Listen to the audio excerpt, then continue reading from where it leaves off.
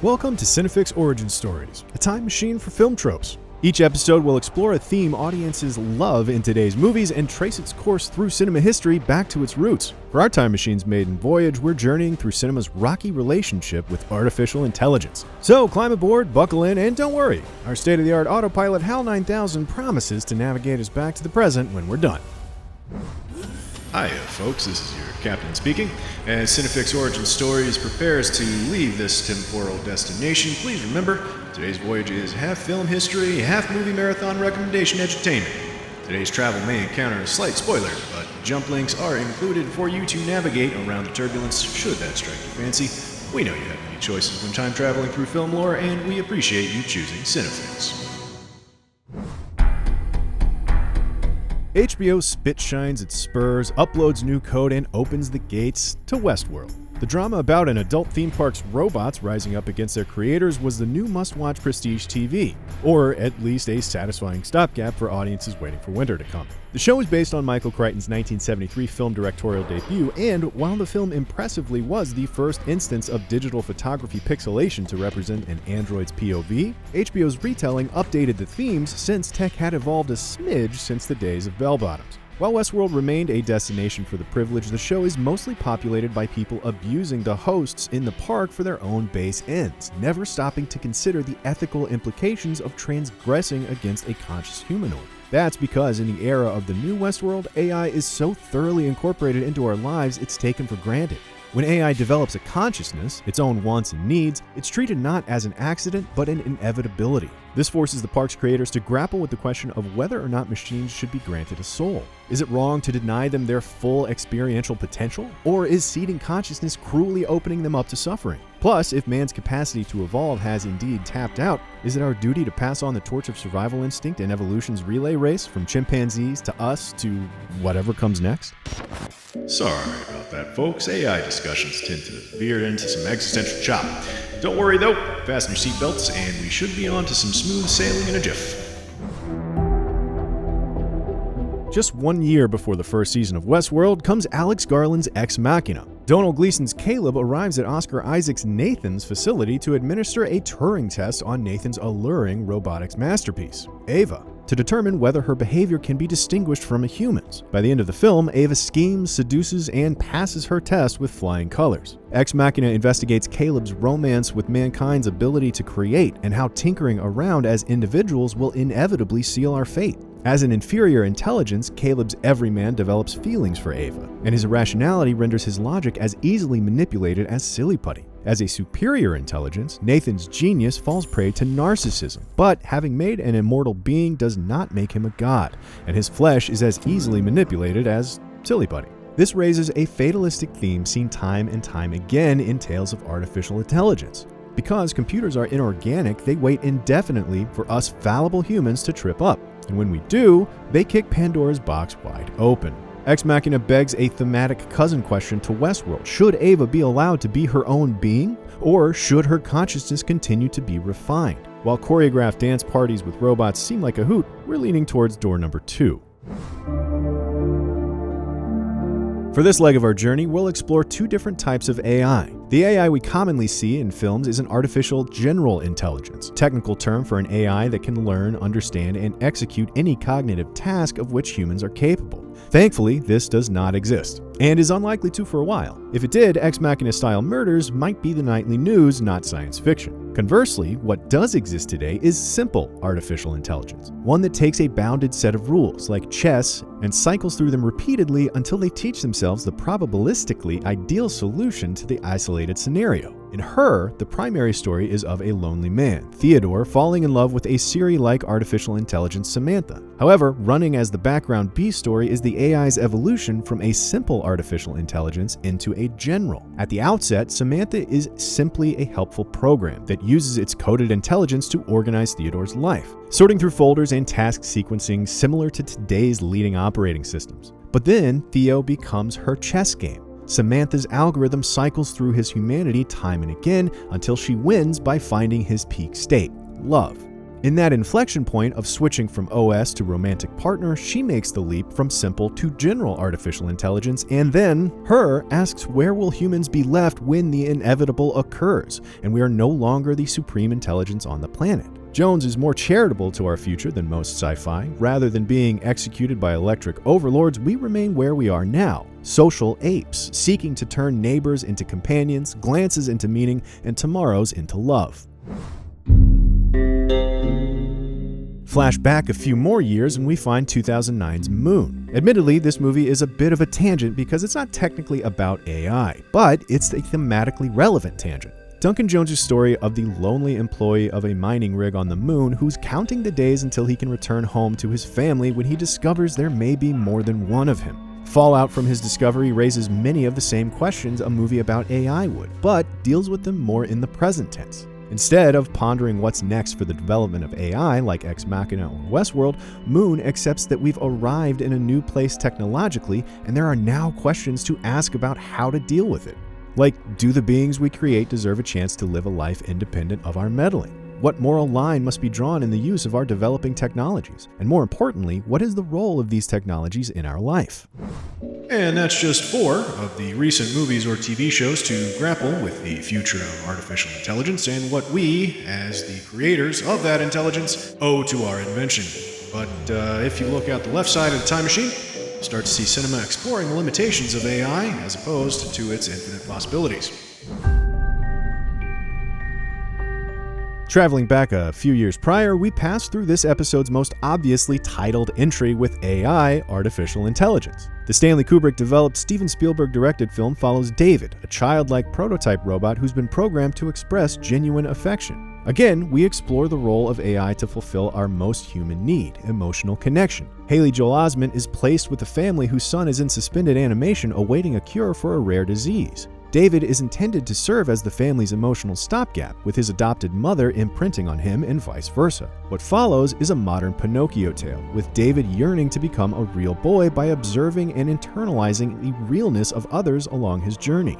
For once, the robots end up with the short end of the stick. I mean, it is Spielberg after all. The fella's kind of cinema's #1 feel-good humanist. David's story charts a bittersweet tragedy. He's intelligently engineered enough to desire life's greatest treasure, human love, but not well engineered enough to achieve it. When it comes to traditional AI thematics, Steve puts his foot down. No amount of algorithmic intelligence can replace the complex wonder of humanity, and David is left with the best a robot can hope for, an electric dream. Of course, thematically speaking, that's not really the critical question when it comes to surviving the inevitable clash of man versus AI. 2 years prior, audiences flipped for the darker, more vinyl side of the coin. In The Matrix, the siblings Wachowski portrayed a dystopian future in which the human race was unwittingly enslaved to technology. No, not through their iPhones, by being plugged into a simulation mainframe that reduces them to, as Morpheus puts it, a copper-top battery. While Matrix questioned the very existence of spoons, it also called into account our increasing dependence on technology, projecting into a near future or perhaps the present in which we do not use robotics to build our reality, robotics use us to build theirs. But the conflict built into the Matrix is one of humanity awakening into a new consciousness instead of the AI becoming self-aware. Part of the reason the machines struggle to keep humanity in check is their inability to perfect a virtual reality that humans will accept. The machine's limitations, as Agent Smith points out, is that they made it too ideal, with all the rough edges of human existence smoothed over. Ultimately, it's Neo, in true cyberpunk fashion, merging the machine's digital DNA with his own, using their own coding against them, which staves off man's extinction. Until the sequels, anyway. We have now arrived at the decade defined by man vs. AI movies, the 80s. And yes, we're counting 1991's Terminator II as the capstone of the era. James Cameron's Terminator is a traditional human versus robot story, similar to others we've encountered during today's cinematic expedition. But in T2, the premise is drastically overhauled. Now, man must rely on Skynet's technology to protect John Connor from even newer technology, the T-1000. The AI created to wipe out the human race is now mankind's savior, thanks to some new coding. But is that new code just tapping into something in Terminator version 2.0's digital nature? Or did developing a relationship with John Connor dynamically change its consciousness, reprogrammed or not? T2 introduces the theme that man's relationship with AI might not be so one-sided. If computers can learn to walk, talk, and fire shotguns off of motorcycles like us, can they learn to empathize like us as well? Do you hear that? Is it a Tin Man? Is it a policeman? Nope, it's a RoboCop. In 1987, Officer Murphy is pulled back from death's door and engineered into a stiff cyborg to battle the basest, most destructive parts of human nature, located, unsurprisingly, in Detroit. Movies like this acknowledge the danger inherent with artificial intelligence, as well as the necessity of it. When man is found unfit to solve his problems, new technology must be engineered to save the day. Refreshingly, RoboCop doesn't drill too deep into philosophical conundrums, and it doesn't need to. Plenty of movies focus on the perils of flying too close to the technological sun. One need look no further than David Cronenberg's The Fly in '86 or Videodrome in '83 for examples of man literally fusing with technology in ways that are definitely not for the faint of heart. We now briefly pass through our second instance of disembodied AI on today's travels. In 1983's War Games, the title is one word for you sticklers, Matthew Broderick's character David accidentally hacks into a NORAD supercomputer simulation program while seeking a new online game to play and nearly kicks off a global thermonuclear war between the US and USSR. What's notable in War Games is all the military's top minds' repeated attempts to put the AI genie back in the bottle, and failing miserably because the AI is a superior intelligence that outwits and outbrute forces them at every turn. The only solution is to make the AI play against itself in a game of tic-tac-toe to discover the concept of stalemates, after which the computer utters perhaps the most chilling line in the history of AI-themed films. The only winning move is not to play. It was referring to nuclear war, but it just might end up being true of AI as well. As we begin our descent through cinema's evolving relationship with AI, you'll notice we're moving away from films about the limits of mankind's creation and the notion that they'll never truly be made in our own image. Instead, we're arriving at the ultimate turning point in AI movie history. The 80s were kicked off AI-wise with Ridley Scott's masterpiece, Blade Runner. There are so many interpretations, so many ethical questions about our relationship to artificially created intelligence raised by this film that a quick blurb would hardly do it justice. Suffice to say, Blade Runner can be seen as a pivot point in cinema's portrayal of AI. Yes, replicants are very much dealt with as a traditional man versus robot problem, racing to find a cure for the human curse their creator Tyrell engineered into them, an expiration date. But Blade Runner is a neon funhouse mirror, refusing to be pinned down to a single explanation, serving as a testament to the fact that, in 1982, we had no idea how to conceptualize our relationship to the AI future we were rushing into. Scott doesn't question AI's place in the world so much as he uses replicants to reflect back our relationship with our own humanity. In this film chronology, you can look ahead from Blade Runner to see android-embodied AI treated as something with the potential to blur the lines between man and machine. Something that will indeed deserve its own life. Prior to Blade Runner, though, it's a different story. Backing up into the late 60s, we arrive at the iconic granddaddy of movie artificial intelligence, HAL 9000. In 2001: A Space Odyssey, the computer claiming to be foolproof and incapable of error is the very technology that makes the Discovery 1 mission possible in the first place. HAL's programming enables man to traverse the solar system seeking new universal truths, but it also rigidly insists on completing the mission above all other considerations, compelling him to murder the entire crew. For Kubrick, every groundbreaking technology is a double-edged sword. This may be the first film exploration of the AI concept of instrumental convergence, when an intelligence with a seemingly harmless goal becomes exceedingly harmful given no boundaries. The most famous example, of course, is, given enough time, a program designed to maximize paperclip production at a factory would eliminate all life on Earth to reduce inefficiency in making paperclips. This is why HAL becomes the film's antagonist. He wasn't put on a leash. HAL represents a deep mistrust in our own technology, not because he is designed to be evil, but because he is designed by man's limited mind, and thus is seeded with man's flaws. Spread across the infinity of space, it is inevitable HAL's programming will reveal a flaw in the logic of its creators. In that sense, the AI portrayed in 2001: A Space Odyssey isn't the point of the movie. Instead, it's used as a device illustrating the reach of man, just how far our ambition can take us and how hard the fall may be once we get there. An interesting popcorny counterpoint to 2001 is 1974's Dark Star, John Carpenter's super weird space trip about a crew on a 20-plus year mission to destroy planets that may threaten humanity's attempts to colonize the far reaches of space. Fair warning, it's full of cheesy 70s lo-fi effects, but the story is silly enough to make it worth at least a goof watch.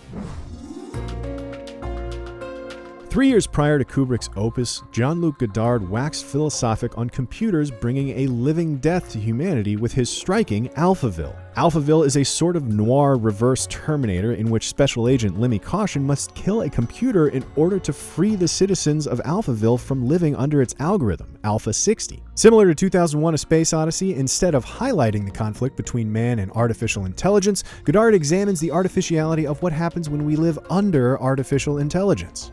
Men are executed for crying when their wives die. Dictionaries are constantly edited in Orwellian fashion to remove words that could trigger irrationality. During conversations, you never ask why, you must accept because. All because we turned control over to an algorithm of our own design.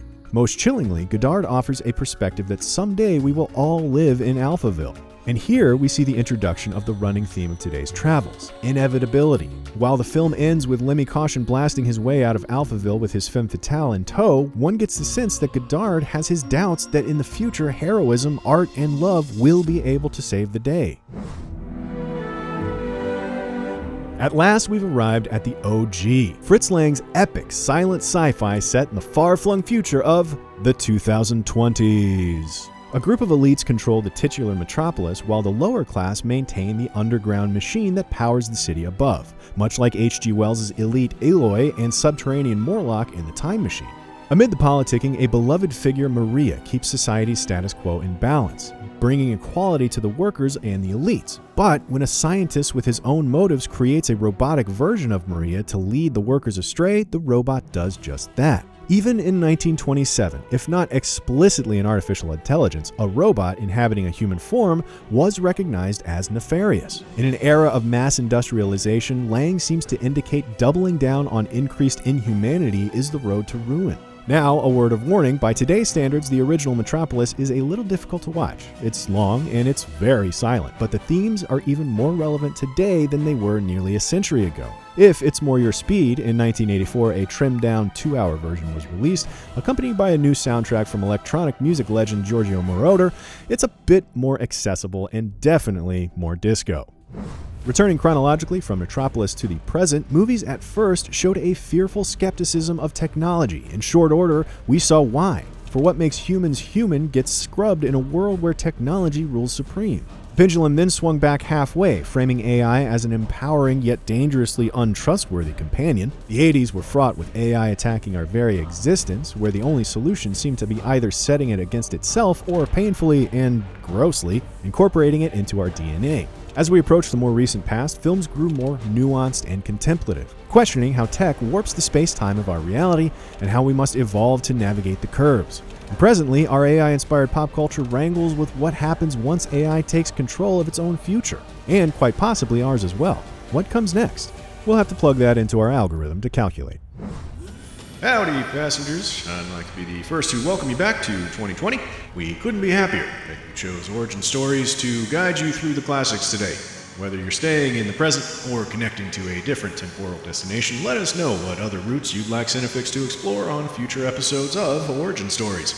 And be sure to subscribe and become a frequent film flyer.